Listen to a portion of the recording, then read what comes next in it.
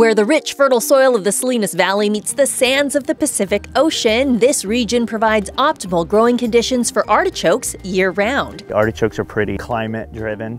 They like to have cool temperatures, mist, fog, and rich soil, and the peninsula has that soil in abundance. Nearly 2/3 of the world's artichokes are grown in Monterey County, and now visitors can see Monterey by embarking on its new Artichoke Trail. I love it. I think it's great. You know, it's the California vegetable. It's kind of a romantic vegetable, and the peninsula being a place of tourism and you know, couples going and enjoying the views, I think this vegetable fits in perfectly for that. Artichokes kind of get forgotten about quite a bit. There's quite a few people that don't even know what an artichoke is, let alone how to prepare or how to eat them. So, you know, highlighting the artichoke, I think, is a great thing to do. Multiple people can eat one single artichoke.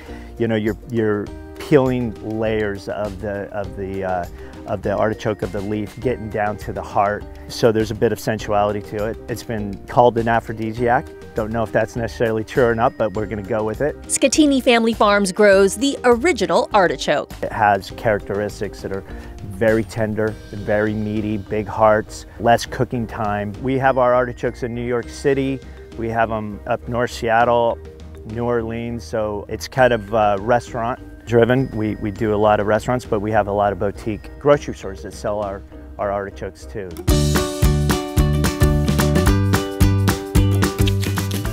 Split it right down the middle, open it up. So here's your stem. Your heart's gonna be in this area right here. You have your outer petals. We are just outside of Castroville, California, in one of our proprietary varieties of one of the purple varieties. Ocean Mist Farms has been the gold standard of artichokes for nearly 100 years, growing multiple varieties. Some people think that the purples have a little nuttier flavor. It offers a little different eating experience, especially when you put it on a plate. It definitely looks a little bit different. Grand scheme of things, it still looks and tastes like an artichoke. And they're included as one of the more than 20 stops along the Artichoke Trail. It's great exposure to an amazing vegetable. It happens to be our state vegetable. Your largest artichoke is going to be right here on your primary bud. This is going to be your 12. This is the largest artichoke that this plant is going to produce. So you have your primary, your secondary, and your tertiary, and they adjust in size accordingly. Aside from the farms, markets, and other attractions, restaurants are also listed as must-stops, like Phil's Fish Market, where visitors can get a local taste of artichoke flavor. My background is from Monterey, California. I was born and raised in a Sicilian family, and they had artichokes abundance of different ways, and my grandmothers both cooked them.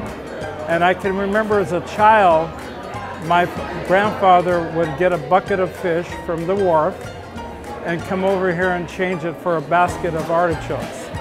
And so I was maybe 5 or 6 years old. And so that's a mainstay with seafood and artichokes. Being close to Castroville, we start putting in artichokes in our menu, and it just kept growing with that. And there's one dish at Phil's that's not to be missed: Artichoke Provençal. It's fresh shrimp and scallops sauteed with the artichokes in the middle with the wine sauce that we do with butter and garlic and shallots. So it's really good. But those aren't the only artichokes on the menu. Deep fried artichoke is one of the #1s that we do with the hearts.